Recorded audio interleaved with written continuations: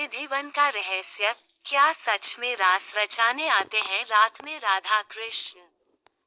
धार्मिक नगरी वृंदावन में निधिवन एक अत्यंत पवित्र, रहस्यमयी धार्मिक स्थान है।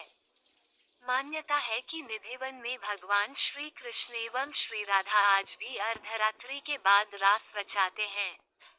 रास के बाद निधिवन परिसर में स्थापित रंग महल में शयन करते हैं। रंग महल में आज भी प्रसाद माखन मिश्री प्रतिदिन रखा जाता है। शयन के लिए पलंग लगाया जाता है।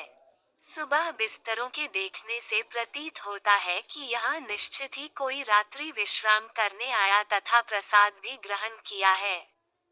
लगभग 2-2.5 एकड़ क्षेत्रफल में फैले निधिवन के वृक्षों की खासियत यह है कि इनमें से किसी भी वृक्ष के तने सीधे नहीं मिलेंगे तथा इन वृक्षों की डालियां नीचे की ओर झुकी तथा आपस में गुंथी हुई प्रतीत आते हैं। निधिवन परिसर में ही संगीत सम्राट एवं ध्रुपद के जनक श्री स्वामी हरिदास जी की जीवित समाधि, रंग महल, बांके बिहारी जी का प्राकट्य स्थल, राधा रानी बंशी चोर आदि दर्शनीय स्थान है।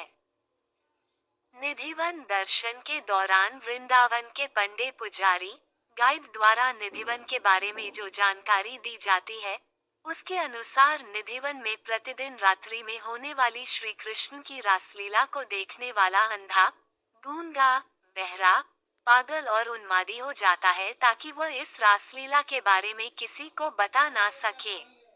सुबह मिलती है गीली दातून।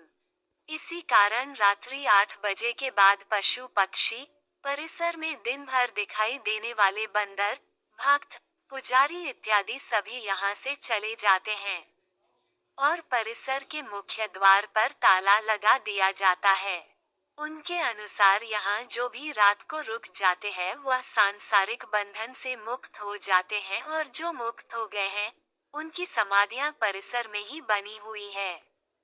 इसी के साथ गाइड ये भी बताते हैं कि निधिवन में जो 16,000 आपस में गुथे हुए वृक्ष आप देख रहे हैं, वही रात में श्री कृष्ण की 16,000 रानियां बनकर उनके साथ रास रचाती हैं। रास के बाद श्री राधा और श्री कृष्ण परिसर के ही रंग महल में विश्राम करते हैं। सुबह 5:30 बजे रंग महल का पट खुलने पर उनके लिए रखी दातून गीली मिलती है और सामान बिखरा हुआ मिलता है जैसे कि रात को कोई पलंग पर विश्राम करके गया हो। निधिवन के रहस्य का असली कारण।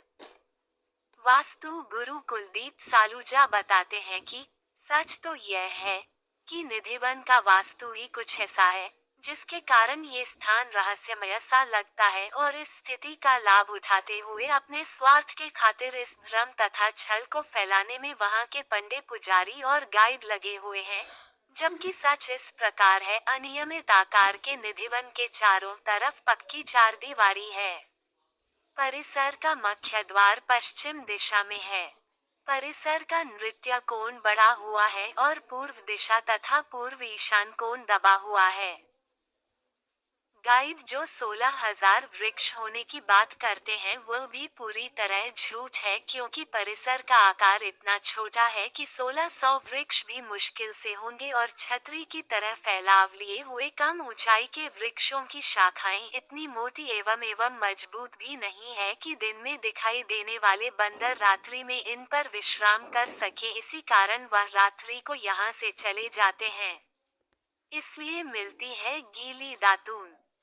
इस परिसर की चारदीवारी लगभग 10 फीट ऊंची है और बाहर के चारों ओर रिहायशी इलाका है जहां चारों ओर 2-2, 3-3 मंजिला ऊंचे मकान बने हुए हैं और इन घरों से निधिवन की चारदीवार के अंदर के भाग को साफ साफ देखा जा सकता है। वह स्थान जहां रात्रि के समय रासलीला होना बताया जाता है वह निधिवन के मध्य भाग से थोड़ा दक्षिण दिशा की ओर खुले में स्थित है।